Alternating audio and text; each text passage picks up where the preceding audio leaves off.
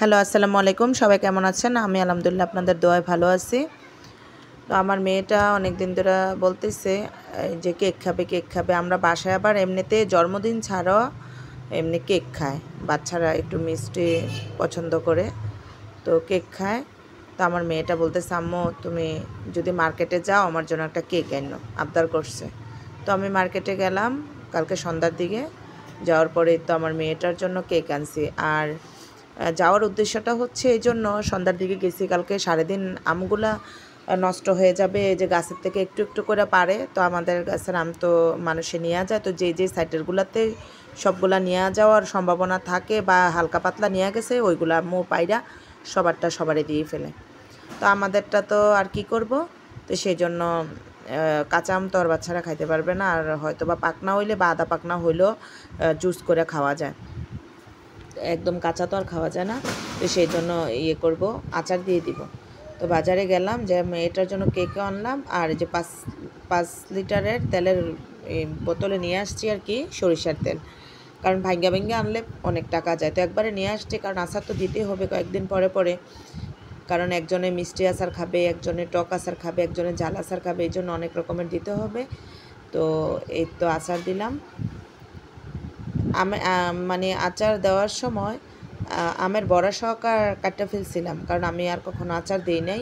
আম্মুরা দিছে, ভাবিরা দিছে, ওরার থেকে খাইছে, আমি আর দিই নাই কখনো, এই ফার্স্ট টাইমে আমি দিলাম। তার আগে তো ওরা দিছে, আমি খাইছি, কারণ আমার বাচ্চাটা ছোটো আসছিল। এখন তো মাসাল্লাহ সবাই একটু একটু বড় হয়েছে, বা খাওয়ার কথা বলতে পারে বা খায়, তো সেই জন্য। তো আমার ছেলেটার আজকে পরীক্ষা আছে, বড় ছেলেটা, তো ওই তো এসএসসি পরীক্ষা দিতে আছে। তো আমার ছেলেটার জন্য সবাই দোয়া করবেন।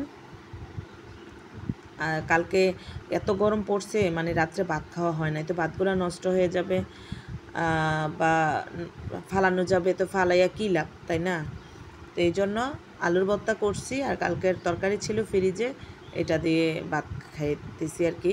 ছেলেটার সাথে পরীক্ষায় যাব, নাস্তা টাস্তা কিছু বানানো হয় নাই সেজন্য। তো আমি আবার ভাত কখনো ফালাই না, মানে যেমনই থাকুক খাওয়ার চেষ্টা করি, কারণ ভাত ফালে তো বরদোয়া দেয়, আর আমরা তো এত পয়সাওয়ালা লোক না। আমি তো আমার আব্বুর বাসায় থাকি, তো সেই জন্য সব কিছুই খাই, অভ্যাস করতে হবে। তো আমার মেয়েটাও খাইতেছিল পাশে, আমার মেয়েটা বলছিল মেয়েটারে ভিডিও করব, ওই একটু কান্না করতেছিল, আবার ওই তো মোবাইল দেখে খায়, তো এই জন্য মোবাইলের ভিতরে তো অনেক রকম সাউন্ড হয়, তা আমি তো ভিডিও করতে গেলে হয়তো অনেক রকমের সাউন্ডও শোনা যেতে পারে, সেই জন্য ওর ভিডিও আজকে নেই।